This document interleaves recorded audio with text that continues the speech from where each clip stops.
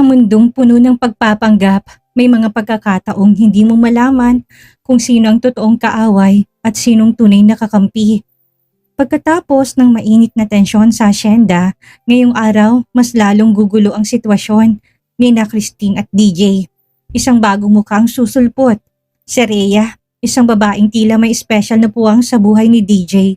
Kasabay ng kanyang pagdating ay ang paglutang ng mga sekreto sa loob ng kwarto, mga damit na hindi para kay Christine at ang malamig na katotohanang hindi siyang nag-iisang babaeng may espasyo sa mansyon. Pero sa kabila ng lahat, hindi magpapatalo si Christine. Sa gitna ng galit, selos at ang tiwalang walang katapusang pagkontrol ni DJ, hanggang saan ang hangganan ng pagpapasensya ng ating bidang artista. At ngayong gabi, sa gitna ng silakbo ng emosyon at alak, anong mangyayari sa kanilang dalawa? Sa loob ng kwartong dati ay puno ng distansya, pero ngayon ay puno na ng tensyon. Samahan niyo ako sa isang yugto na puno ng pagtataksil, pagkabigo at ang mitya ng apoy na matagal ng pilit na itinatago. Ito ang ating kwento. Christine POV. Sabay-sabay kumakain ng tanghalian ang lahat, ang mga pinsan ni DJ, panay ang biruan at kwentuhan. Ang mga tawa nila, palakas ng palakas habang umiinit ang usapan tungkol sa kabataan nilang puno ng kalokohan. Tahimik lang akong nakaupo, nakikinig lang. Hindi pa rin nawawalang kabog sa dibdib ko, lalo na kapag napapatingin ako kay DJ. Tahimik, pero nandun lang lagi ang matalim niyang mga mata. "Hi, tita!" Biglang napalingon ang lahat sa pinanggalingan ng tinig. May matangkad at magandang babaeng dumating. Halatang sosyal, sa ayos at kilos. Naka-formal dress. Naka-high heels. Ang bawat galaw ay compose.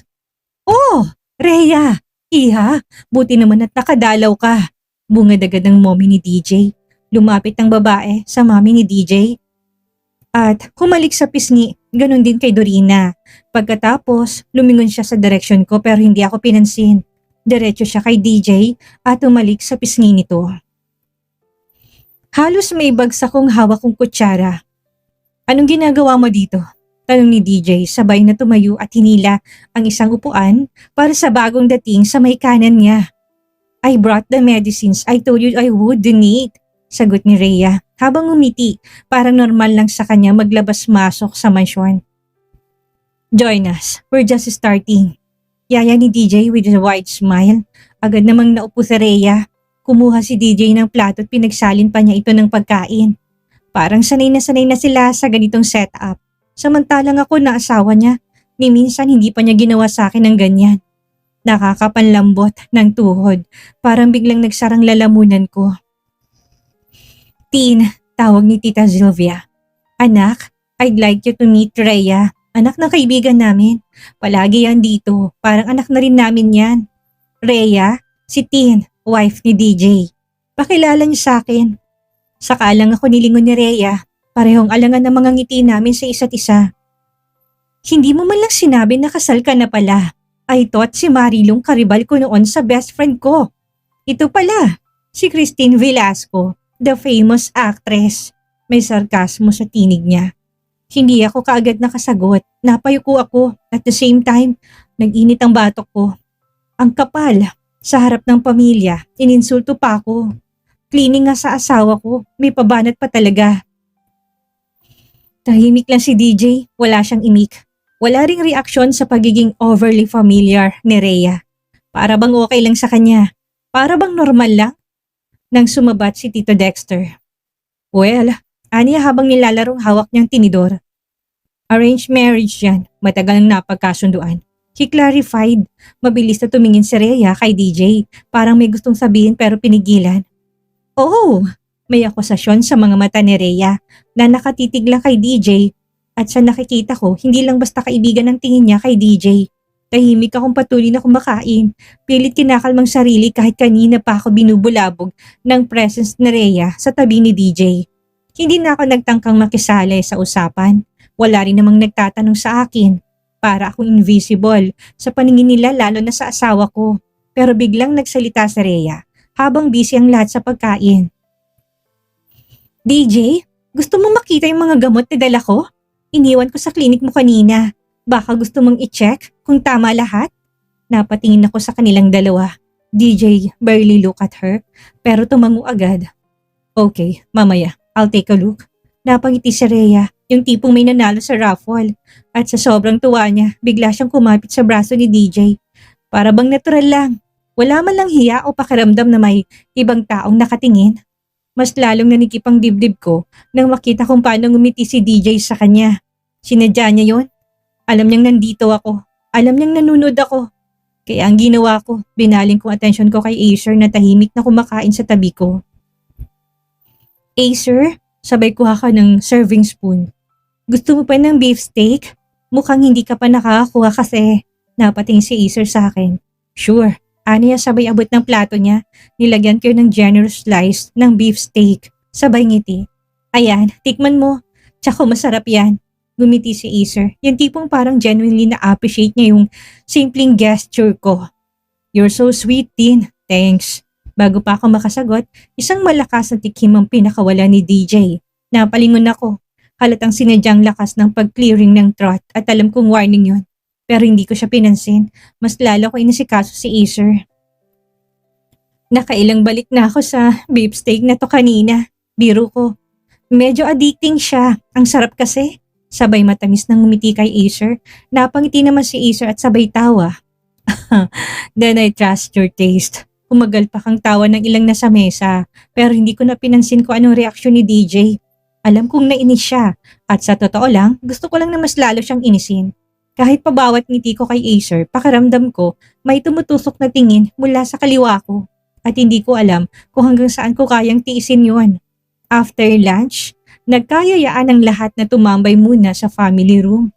Relax lang at atmosphere. Nagkwakwentuhan, nagtatawanan until they are talking about business. Mga negosyong pag-aari ng pamilya nila. At aaminin kong wala ako naiintindihan. May mga negosyo kami pero wala akong interes doon. Kaya wala akong alam sa business. Napasulyap ako kay Rhea at DJ. Hindi ko matanggap kung paano siya ngumiti kay Rhea. Kung paano to maglambing sa kanya at kung paano to humalakhak. Akala ko si Marilu lang ang karibal ko pero may iba pa pala. Ang tanawing nakikita ko sa kanila may hapling dulot sa puso ko. Eyesight para lumuwag lang ang dibdib ko. Tumayo ako mula sa kinuupuan ko. Kuha lang ako ng tubig. Mahina akong sabi kahit na alam kong wala namang nakikinig. Tahimik ako naglakad pa alis sa family room papuntang kusina. Nasa hallway na ako nang biglang may humablot sa braso ko. Mabilis, madiin. Napasingap ako sa gulat. Aray! Angal ko. Hinila ko ng pamilyar na lakas papunta sa isang sulok ng hallway. Malapit sa pantry. Sa bahaging walang dumadaan, bago pa ako makapagsalita, isinandal na ako ni DJ sa malamig na pader. Nagulat ako sa bilis ng mga pangyayari. Anong problema mo? Galit kong tanong pero hindi siya sumagot. Sa halip tinaas niyang mga kamay ko sa ulunan ko at kinulong gamit ang isang kamay lang. Yung isang kamay niya nasa gilid ko, parang pader na hindi ko malusutan. Matalim ang mga mata niyang nakatitig sa akin. Ramdam kong bigat ng hininga niya.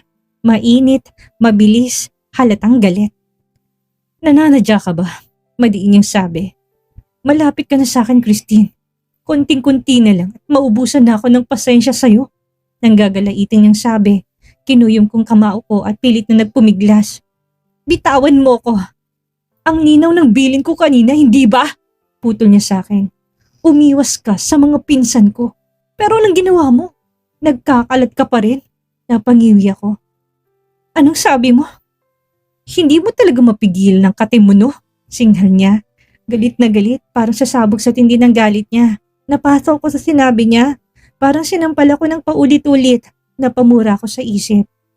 Hindi ako makakapayag na ganunin lang ako ni DJ. Saan ako naging makate?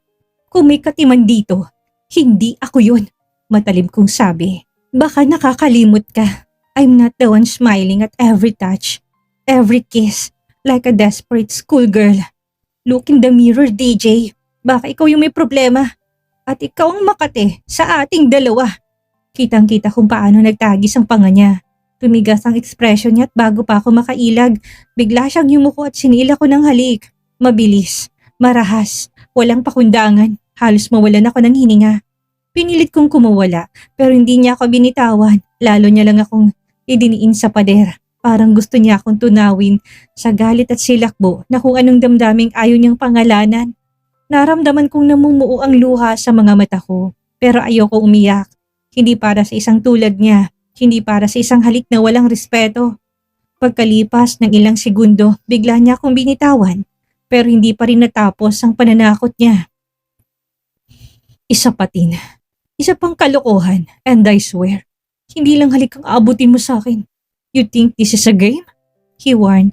Napako ako sa kinatatayuan ko. Nangihina pero hindi ako nagpahalata. Aalis lang ako sandali. Huwag kang aalis dito. Babalikan kita. At bago pa ako makasagot, narinig namin ang boses ni Rhea sa hindi kalayuan. DJ? Where did you go? Tumalikod siya at lumakad palayo. Naiwan ako nakasandal sa pader. Humihingal, namamanid ang labi. Dahan-dahan kong inangat ang kamay ko, tinakpan ng bibig. Namamagana. Pakiramdam ko may lasang dugo pa. Napapikit ako, pilit pinipigilan ng pag-iyak, pero isang bagay ang malinaw sa utak ko ngayon. Hindi ako papayag na kontrolin niya ako at lalong hindi ako susuko. Pagbalik ko sa family room, pinilit kong gumiti. Naglakad ako na parang walang nangyari kahit napakaramdam ko ay may iniwang marka sa labi kong halik ni DJ kanina. Umupo ako sa tabi ni Dorina na abalang-abala pa rin sa pakikinig sa mga kwentuhan nila. Wala man lang nakapansin sa nangyari sa hallway. Pinilit kong sarili ko na makisali sa kanila. Mabilis lumipas ang oras. Ilang sandali pa'y tinawag na kami ng kasambahay para sabihing malapit nang iserve ang dinner. Napatingin ako sa paligid. Walang DJ na bumalik at kahit na anong pilit kong pigilan, parang may kung anong kirot sa dibdib ko. Where the hell did you go? Bulong ko sa isip ko habang pinakikitaan ng ngiti ang lahat. Biglang may nagyaya na mag-night swimming. Parang sabay-sabay ang excitement ng lahat. Napalingon ako kay Dorina. Wala akong dalang pang swim. Ngumiti siya. Huwag kang mag-alala, may extra ako. Halika sa room ko. Sumunod ako sa kanya. Pagpasok namin sa kwarto, binuksan niya kaagad ang dresser niya at may nilabas na 2 bikini. Pinagpilian niya na muna bago inabot sa akin ang isa. Terno to, pero mas bagay sa itong blue. Sabay kindat niya. Kinuha ko yon. Medyo hisitan pa. Manipis yung tela. At sa unang tingin parang hindi ko masusuot ito kahit na kailan. Sigurado ka ba? Tanong ko. Trust me. Nakangiti niyang sagot. Bagay sa'yo yan. Napatawa ko kahit papano. Fine, let's try. Pumasok ako sa banyo para magpalit. Pagharap ko sa salamin, napahawak ako sa bewang ko. The bikini hug, my curves perfectly. Namiss ko tuloy ang mag-model ng mga undergarments. Hindi ko alam kung bakit ako sinaktan ni DJ if I have everything. Paglabas ko ng banyo, napating agad si Dorina. Damn girl! Kung si kuya hindi pa bumalik pagkatapos mo magsuot niyan, ewan ko na lang. Wala akong pakialam sa kanya. Casual kong sagot. Kahit ang totoo, tinitrain ko lang sarili ko na maniwala sa sinabi ko. Bumaba kami papunta sa pool area. Sabay na napatingin sa akin ng mga boys. Masaya sa labas, may music at may mga floaters na nakaabang sa tubig. Christine, halika na! Sigaw ni Iser mula sa pool. Ngumiti ako at lumapit sa gilid. Tumalon ako, sabay tili at ilang segundo pa, lumutang na ako sa malamig na tubig. For the first time that day, I felt free. Gusto ko lang kalimutan lahat, especially DJ, at kung wala siya ngayong gabi, mas mabuti. Patuloy ang kasiyahan sa paligid. May nagtatawanan, may nagiinuman sa gilid ng pool. Tumalon ako ulit sa tubig. This time mas lumalim ang pinuntahan ko. Pero sa kalagitnaan ng paglangoy, bigla na lang sumakit ang kanang binti ko. Pinupulikat ako, shit! Sambit ko, pilit umaahon pero mas lalo akong lumulubog. Nakita ko si Iser na agad lumusong papunta sa akin. Ilang segundo lang, naramdaman ko na lang ang braso niya sa bewang ko habang hinila ko paahon. Relax, I got you, sabi niya habang iniahon ako. Pagkaangat ko sa poolside, agad niyang hinawakan ang binti ko at hinihilot ang pulikat kong muscle. Napapikit ako sa sakit pero unti-unting gumaan. Better? Tanong niya, may concern sa mga mata ni Iser. Before I could answer, isang matalim na boses ang biglang sumingit mula sa likod. Well, look at that. My cousin and my wife. With a horrified gasp, pasimple kong binawi ang binti ko mula sa pagkakahawak ni Iser, pero ang mga mata ko diretsong tumingin pabalik sa kanya. Walang takot at walang pag-alinlangan. Kung akala niya matitinag ako sa titig niya, nagkakamali siya. Acer, just save me. Sabi ko na medyo nanginginig ang boses. Tinturong binti ko. Pinulikat ako. Really? Umiling lang si DJ habang sinabayan ng sarcastic kong tawa. May bahid ng mali siyang tingin niya. Halatang hindi siya naniniwala. You look fine to me. His tone of voice sounded curious but indifferent. Tumayo si Acer sa tabi ko. Halatang pinipigil ang inis. Bro, come on. I had to pull her out. She was cramping bad. Paliwanag ito pero kahit na malinaw ang sinabi ni Acer, iba pa rin ang unawa ni DJ sa sitwasyon. Kita ko sa mukha niya, yung ngiti na pilit, yung mga matang mapanuri. Alam kong hindi siya kumbinsido, hindi siya naniniwala. Or maybe, ayaw lang talaga niyang maniwala. Napalunok ako, hindi dahil sa takot kundi dahil ramdam ko na may sasabog na kung hindi sila mapipigil. Nakikita kong pagkuyog ng mga kamao ni DJ in controlled fury. Buti na lang dumating si Dos at Uno. Saktong-saktong timing. Bro, chill! Tara! Ani Dos habang kinabig si DJ palayo. Malakas ang pagkalabit sa braso nito. Cool ka lang bro. Si Uno naman, walang tanong-tanong. Inakbayan si Acer at nilayo rin. Come with me dude, let's grab a drink. Nilapitan naman ako ni Dorina at Athena. Pareho silang nakaluhod sa harap ko. Agad kong tinakpan ng tuwalyang katawan ko, tinulungan ako maupo. Okay ka lang? Tanong ni Dorina habang marahang hinahaplos ang binti ko. Oo, sagot ko, pilit ang ngiti. Pero hindi ko naiwasang mapansin si Dos na bago pa sila lumayo ni DJ ay tumingin kay Dorina at nag-thumbs up na parang sinabing, ako nang bahala. Hindi na ako umimik, pinagmasdan ko na lamang ang mga lalaki pero napapansin ko ang mga matalim na sulap sa akin ni DJ na parang sinasabi na, mamaya ka lang. Alam kong galit siya sa akin, ramdam na ramdam ko yon. Pero wala akong pakialam dahil wala akong ginagawang masama. Baka siya pang may ginagawang masama sa aming dalawa. Anong oras siyang malis kanina? Tapos kasamang babaeng mukhang haliparot. Pero hindi ko siya uurungan at hindi ako matitinag. Tahimik ako napaupo habang nagpatuloy ang kasiyahan at lumalim ng gabi. Ramdam kong unti-unti nang humuhupang energy ko. Hindi ko na rin mawari kung ilang beses kong nasilayan si DJ mula sa gilid ng mata ko. Tahimik lang sa isang sulok, panay ang lagok ng alak. Para bang may kinikimkim o may gustong kalimutan. At sa totoo lang, ayoko nang intindihin pa. Nauna na nagpaalam si Athena, masakit daw ang ulo niya. Kami na lang ni Dorina ang naiwan sa gilid ng pool, pareho nang nananahimik. Sa dami na nangyari ngayong araw, pakiramdam ko, gusto ko nilang mahigat Doreen, I think I held in na. Mahinang sabi ko kay Dorina. Okay tara, ihatid na kita. Sagot niya kaagad habang tumayo. Habang naglalakad kami paakyat ng bahay, sumulyap sa akin. Dadalhin kita sa kwarto ni kuya, wala nang ibang available. Don't worry, I think kuya will sleep na lang sa guest room with the boys. Marahan akong tumango, mabuti naman, bigla siyang tumigil sandali saka humarap sa akin at inabot ang isang kamay ko. Tin, I know the situation between you and kuya. May lungkot sa tinig nito at mahina na humingi. Wala akong karapang panghimasukan ng desisyon ni kuya, pero hindi ako nagkulang ng mga paalala sa kanya. Napatingin ako sa kanya pero wala akong kagad na sagot. May mga salitang gustong kumawala sa bibig ko pero wala akong lakas para sabihin. Ang alam ko lang, wala akong lakas na isipin. Si DJ ngayon at lalo na't alam kong lasing na yon. Hindi na rin ako sumagot. Tinapik niya na lang ako sa balikat. Pagdating sa kwarto, binuksan niyang ilaw. Maayos ang king size bed. Malamig ang hangin at may couch sa gilid. Lumakad siya papunta sa closet at may hinablot. Inabot niya sa akin ng isang oversized na shirt kay DJ. Magpalit ka mamaya para at least comfortable kang matulog. Thanks, mahina akong sabi. Ngumiti siya pero may halong pag-alalang mata. Tulog ka na, ako nang bahala sa baba. Pagkaalis niya, naiwan ako mag-isa sa kwarto. Pinakaramdaman kong paligid. Tahimik, malamig and somehow, masikip sa dibdib. Napatingin ako sa shirt sa kama. Kwarto ni DJ, amoy ni DJ, lahat-lahat tungkol sa kwartong ito. Napabuntong hininga ako, napapatanong ako sa sarili ko. Dinala na kaya niya dito si Marilu? Shit talaga, bulong ko habang dahan-dahang naupo sa gilid ng kama. Bakit ba parang siya palagi yung dulo ng araw ko?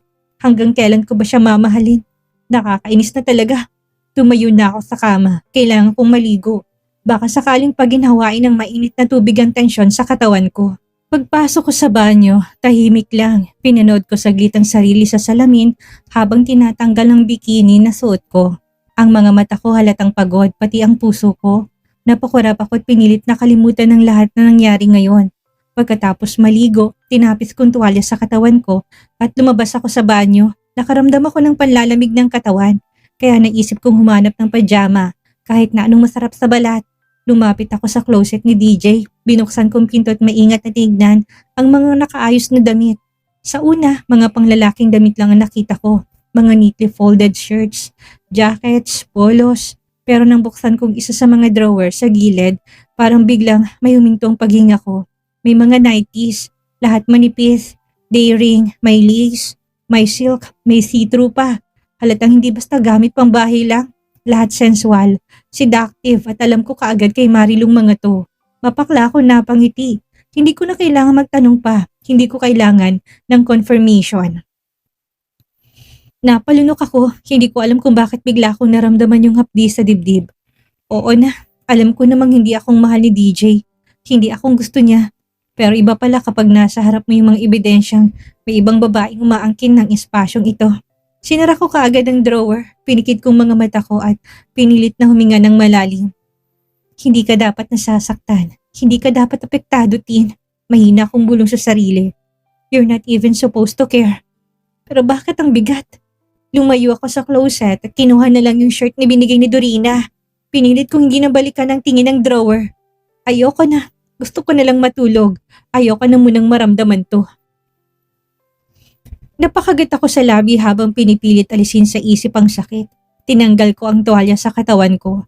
Akmang isusuot ko na ang shirt na biglang bumukas ang pabalyang pintot ko sa atong sumara. Napalingon ako, nakatayo sa harapan ko si DJ. Bumilis ang tibok ng puso ko. Parang humintong mundo sa ilang segundo.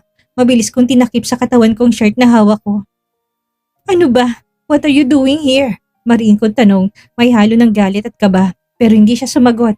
Hindi man lang kumurap, tapos bigla, hinablot niyang shirt sa kamay ko at inihagis lang sa sahig. Para bang wala lang, nalaki ang mga mata ko. DJ! Sigaw ko, pilit na kinukubli ang hubad kong katawan gamit ang mga braso. Wala akong suot kahit na panty.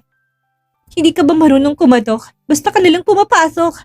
He smiled mysteriously. Hinagod niya ako ng tingin mula ulo hanggang paa. Dali-daling dadamputin ko sana ulit ang shirt, pero bago pa man ako makayuko, mabilis niya akong hinila. Parang may pinanggagalingan ng galit niya.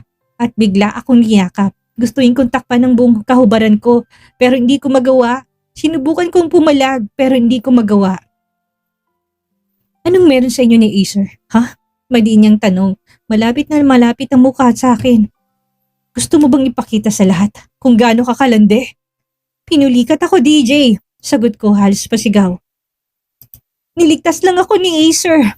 Wala kang karapatang pagbintangan ako ng ganyan. Nagpumiglas akong muli. Mula sa kanya pero hindi ko siya matipag-tibag. Masyado siyang malakas para hindi niya narinig ang mga sinasabi ko. Tila wala siyang pake. Nasa mukha niyang matinding galit. Parang apoy na walang pakialam kung sinong masusunog. Sinabihan na kita, Christine. Binalaan na kita. Mariin ang tono niya. Pero matigas ang ulo mo. Hindi ba? Ayaw mo kong pakinggan. Pues, hinila niya ako papunta sa kama. Binili ako doon. Hindi naman masakit pero sapat para ako'y mawala ng balanse at mapahiga ako. Niyakap kong sarili ko, pilit na tinatakpan ng katawan ko. Diyos ko, huwag naman sa ganitong paraan. TJ please, pakiusap. Nanginginig na ako. Hindi dahil sa lamig ko, hindi sa takot sa kung anong pwedeng mangyari. Huwag mo naman akong daanin sa ganito. Lasing ka, DJ. Pero ngumisi siya, bitterly. Gusto mo to hindi ba? Alam ko gusto mong maramdaman ako. Kaya ako lumalandi sa iba. Pero akong gagamot sa pangangati mo. Nang hindi mo ko bibigyan ng kahihiyan. Galit na galit itong sinabi habang nag-aalis ng kasuotan. Hindi ako nakakilos. Parang may malaking batong nakadagan sa dibdib ko. God knows how much I want him, but not like this. Ayoko sa ganitong paraan niya malalaman ang sikreto ko. Gusto kong umiwas ng tingin sa katawan niya pero hindi ko magawa. Parang may magnetong katawan niya, lalo ng abs niya. Define and firm at bawat kilos niya parang kinukuryente ang buong pagkatao ko. Hindi ko alam kung dahil sa takot o dahil sa pananabik ko rin sa kanya. After tonight, he said in calm anger, you'll never turn to another man because I'll kill you if you do. I warn you, Christine. But you didn't listen. He growled. Tuminig ang balahibo ko sa sinabi niya. He climbed on the bed. At yun ang kinuha kong pagkakataon. Sinubukan kong tumayo pero nahila niya ako pabalik pahiga sa kama at mabilis siyang pumaibabaw sa akin. Ay, grabe, ang bigat. Ramdam niyo bang tensyon? Sa episode na to, nasaksihan natin ang pagbabago ng laro. Hindi na lang ito tungkol sa pagsasakripisyo. Ito na tungkol sa dignidad, sa selos, at sa masakit na katotohanang may ibang babaeng pilit na humahawak sa buhay ni DJ.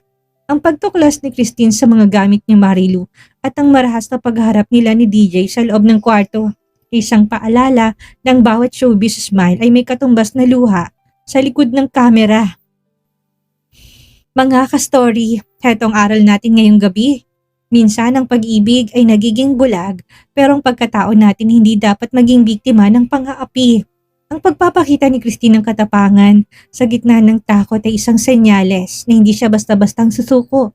Ngunit sa sitwasyong ito, sapat bang pagmamahal para manatili o ito ng senyales ng bawat pagsintang hindi nire-respeto ay dapat ng talikuran? Naiwan tayong nakabitin sa isang napaka-intense na tagpo. Ano sa tingin ninyong susunod na mangyayari? Magpapatalo ba si Christine?